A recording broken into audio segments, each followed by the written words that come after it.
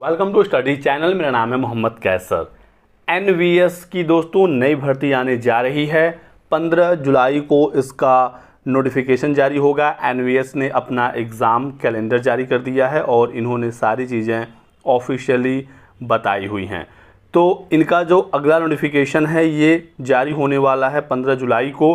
15 जुलाई से 15 अगस्त के बीच में आवेदन लिया जाएगा। 30 सितंबर को इनका ऑनलाइन एग्ज़ाम है।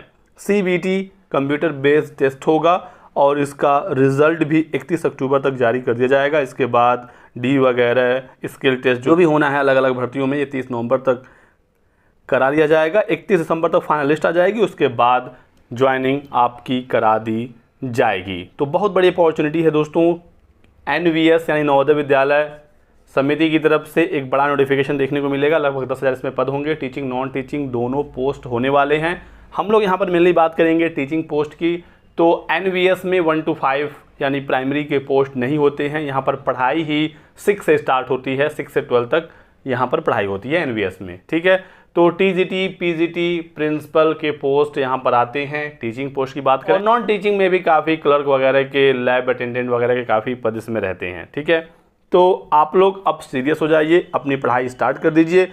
15 जुलाई से आवेदन लिए जाएंगे और एग्ज़ाम आपका है 30 सितंबर को। तो बहुत ज़्यादा टाइम आपके पास नहीं है।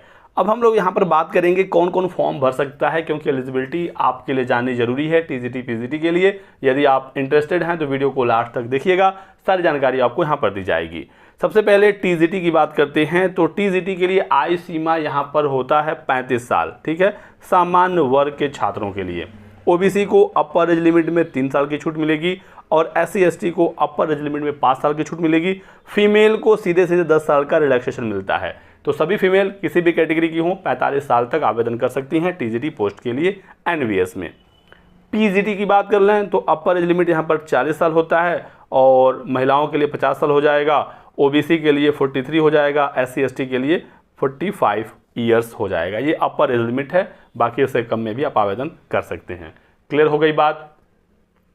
तो हमने समझा यहाँ पर एज लिमिट। अब बात करेंगे हम लोग एसेंशियल क्वालिफिकेशन का, शैक्षणिक योग्यता क्या होनी चाहिए।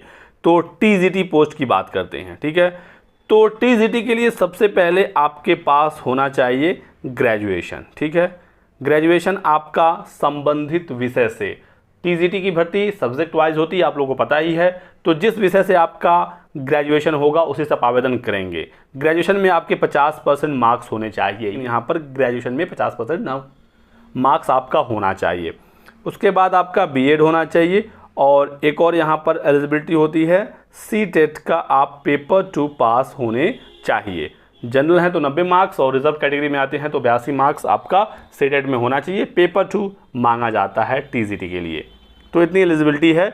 ग्रेजुएशन में 50% नंबर, संबंधित विषय में ही आपका स्नातक होगा। जैसे मान लीजिए आपको लैंग्वेज से आवेदन करना है तो इंग्लिश से ही आपका BA होना चाहिए या हिंदी से, या जिस विषय की वैकेंसी है, ठीक है। वैसे ही मान लीजिए साइंस है, सोशल साइंस या अन्य भी जो भी सब्जेक्ट होते हैं। क्लियर हो गई बात। बाकी आप कहेंगे तो मैं सब्जेक्ट कॉम्बिनेशन पर एक अलग से पूरा डिटेल वीडियो बना दूंगा, एक एक सब्जेक्ट का कॉम्बिनेशन कैसे कैसे रहता है। तो यदि आप इंटरेस्टेड होंगे तो आप बताइएगा, तो उस पर भी एक अलग वीडियो आपको पूरा प्रॉपर मिल जाएगा। मेन जो एलिजिबिलिटी है वो मैं आपको यहाँ पर बता देता हूँ। PGT की बात करें तो PGT के लिए आपका यहाँ पर मास्टर्स मांगा जाता है, ठीक है, मास्टर्स प्लस BEd, ठीक है। ध्यान रखिएगा कि NVS PGT में BEd कंपलसरी है, ठीक है। बहुत जगहों पर PGT में BEd नहीं मांगता है लेकिन NVS में मांगा जाता है। तो यहाँ पर भी मास्टर्स में 50% मार्क्स संबंधित विषय में ही आपका मास्टर होगा तो ही आप आवेदन कर सकते हैं और BEd यहाँ पर लगेगा। कोई भी CTET की आवश्यकता PGT पोस्ट के लिए नहीं होता है, ये बात आपको क्लियर होना चाहिए। प्रिंसिपल के लिए अपर एज लिमिट 50 साल होती है। और बात करें एग्ज़ाम पैटर्न की तो NVS का जो एग्ज़ाम पैटर्न दोस्तों वो आप एक बार शॉर्ट में समझ लीजिए। यहाँ पर करंट अफेयर, GK, GS, ठीक है, और आपके सब्जेक्ट से रिलेटेड सवाल पूछे जाते हैं। 120 सवाल टोटल आता है जहाँ से आपकी मेरिट बनती है और 30 सवाल भाषा से पूछा जाता है। भाषा में आपको सिर्फ क्वालिफाई करना रहता है।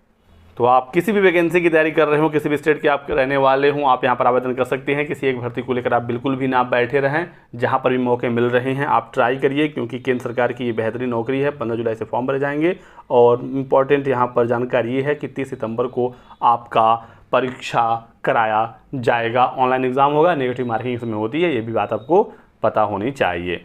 बाकी आपके कोई भी सवाल हो एनवीएस भर्ती से संबंधित तो आप हमसे कमेंट सेक्शन में पूछ सकते हैं, आपके सभी सवालों का जवाब दे दिया जाएगा।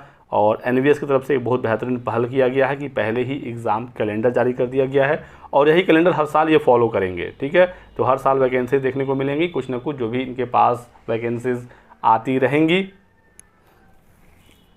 और 2024 का यहाँ पर पूरा शेड्यूल इन्होंने जारी कर दिया है। तो बने रहिएगा हमारे साथ इसी प्रकार की लेटेस्ट जानकारी पाने के लिए। वीडियो को लाइक करिएगा और चैनल को सब्सक्राइब कर लें। Thanks for watching.